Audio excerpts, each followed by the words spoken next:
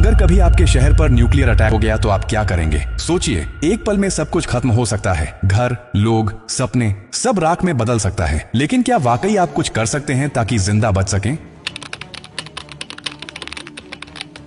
हाँ, अगर आप अभी से तैयार हैं, ये जानकारी जिंदगी और मौत के बीच की दूरी तय कर सकती है। क्योंकि जब एक न्यूक्लियर बम गिरता है तो सिर्फ धमाका ही नहीं होता, उसके बाद शुरू होता है वो खतरनाक खेल जिसे कहते हैं रेडिएशन फॉलआउट। और उसमें जो जिंदा बचता है वो भी धीरे धीरे मरने लगता है। सबसे पहले जानिए कि जैसे ही न्यूक्लियर बम गिरता है, एक तेज सफेद रोशनी आपके सामने आती है। इस रोशनी को देखना मतलब अपनी आंखों की रोशनी खो देना। आप अंधे हो सकते हैं, स्थायी रूप से। इसलिए पहला कदम, जैसे ही धमाके की खबर मिले या रोशनी दिखे, तुरंत जमीन पर लेट जाइए, अपनी आंखें और कान बंद कर लीजिए और चेहरे को किसी कपड़े से ढक लीजिए। ये पहली रक्षा है। अब सवाल उठता है कि कहां जाएं? तो याद रखिए, अगर आपके आसपास कोई मेट्रो स्टेशन है, बेसमेंट है, अंडरग्राउंड पार्किंग है, तो वहीं भागिए, क्योंकि जमीन के नीचे रहना न्यूक्लियर फॉलआउट से बचने का सबसे कारगर तरीका है। लेकिन अगर कुछ नहीं है तो अपने घर को ही शेल्टर बनाना पड़ेगा। सारी खिड़कियां, दरवाजे बंद कर दीजिए। हर छोटी छोटी दरार को भी किसी कपड़े, टेप या गत्ते से बंद कीजिए। हवा का एक भी रास्ता नहीं खुला रहना चाहिए। अटैक से पहले या जैसे ही खबर मिले, आपके पास सिर्फ कुछ मिनट होंगे। उसी वक्त पानी भरिए, बाल्टी, बोतल, ड्रम, जो भी है।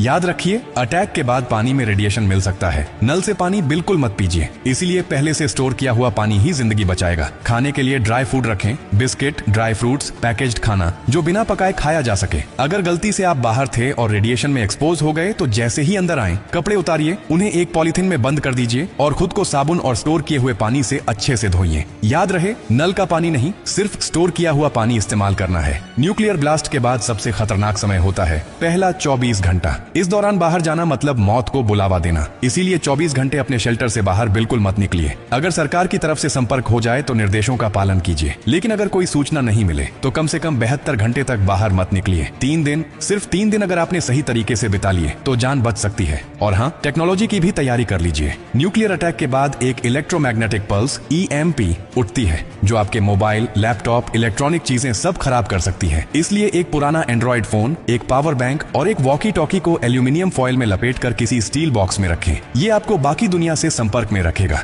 सबसे जरूरी बात, घबराइए मत, पैनिक नहीं करना है। हर फैसला सोच समझ कर लीजिए, क्योंकि न्यूक्लियर अटैक एक टाइम गेम है। जो जितना शांत रहेगा, उसकी जान बचने के चांस उतने ही ज्यादा होंगे। और याद रखिए, ये जानकारी सिर्फ आपके लिए नहीं, बल्कि आपके परिवार, दोस्तों, पड़ोसियों और पूरे समाज के लिए है। क्या आप अकेले सुरक्षित रहना चाहते हैं? नहीं ना? तो इस जानकारी को हर उस इंसान तक पहुंचाइए जिसकी जिंदगी की आपको परवाह है। हो सकता है आपकी एक शेयर से किसी माँ का बच्चा जिंदा रह जाए, किसी पिता की आखिरी उम्मीद बच जाए, किसी बहन का भाई लौट कर घर आ जाए। और यही तो असली इंसानियत है। और हाँ, जब आप जिंदगी बांट रहे हैं तो एक वादा भी कीजिए।